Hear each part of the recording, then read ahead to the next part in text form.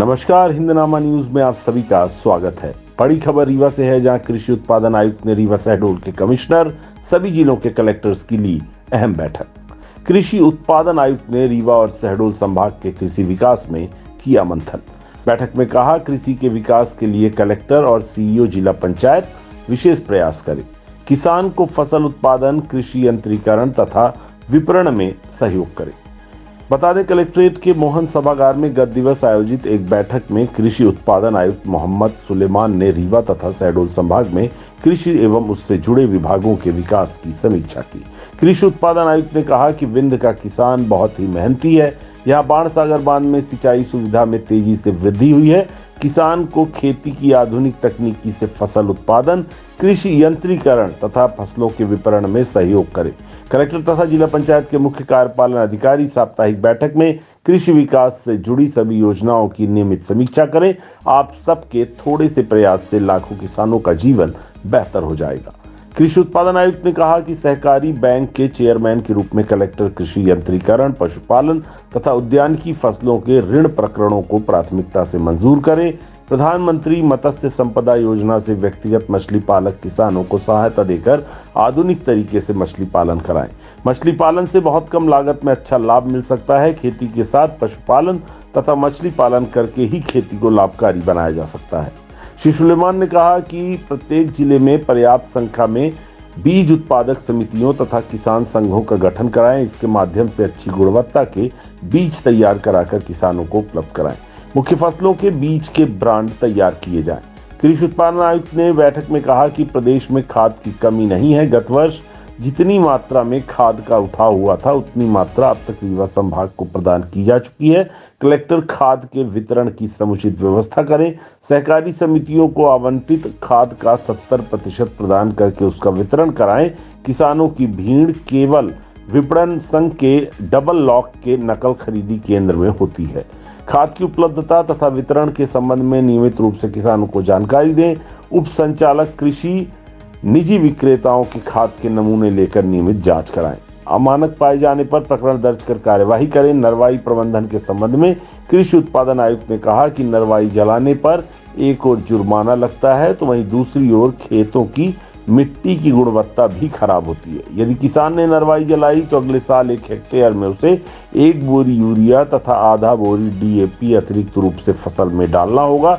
नरवाई जलाना पर्यावरण की दृष्टि से भी बहुत हानिकारक है।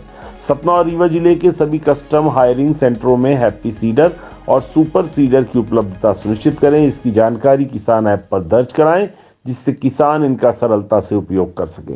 सुपर सीडर और हैप्पी सीडर खरीदने के लिए भी किसानों को प्रेरित करें। हर जिले में पर्याप्त संख्या में दुग्ध सहकारी समितियों का गठन कराएं। दुधारी पशुओं के नस्ल सुधार के सभी लक्ष्य सेक्स सॉर्टेड सीमेन के माध्यम से पूरा कराएं।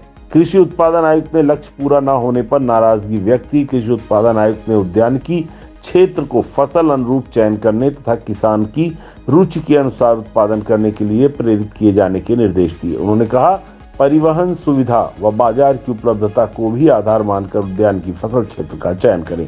उन्होंने सहकारी समितियों को बहुउद्देशीय बनाने तथा आर्थिक तौर पर सशक्त किए जाने पर बल दिया। बैठक में सीधी, शहडोल, रीवा तथा सतना जिले के विभिन्न हितग्राहियों व कृषकों से कृषि उत्पादन आयुक्त ने संवाद कर विभागीय योजनाओं की सफलता की भी जानकारी ली।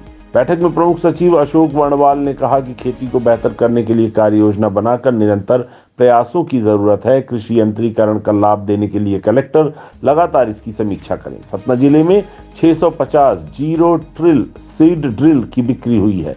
इसकी जानकारी ऐप में दर्ज कर दें, जिससे अन्य किसान भी इनका उपयोग कर सके। ई मंडी तथा एमपी फार्मा गेट ऐप के माध्यम से किसानों को अपनी फसल बेचने के लिए प्रोत्साहित करें। विकास खंड स्तर पर मिट्टी परीक्षण प्रयोगशालाएं तत्काल शुरू कराएं। सीधी और सिंगरौली जिलों में जिन संस्थाओं को मिट्टी परीक्षण प्रयोगशाला की जिम्मेदारी दी गई है, कलेक्टर उनका सत्यापन कराएं। प्रमुख सचिव अशोक वर्णवाल ने अकार्यशील गृह निर्माण सहकारी समितियों में परीक्षण उपरांत कार्यवाही किए जाने के निर्देश विभागीय अधिकारियों को दिए। उन्होंने सहकारी बैंकों की ऑडिट कराने तथा टर्म लोन बढ़ाने के अतिरिक्त बकाया राशि वसूली किए जाने की बात कही।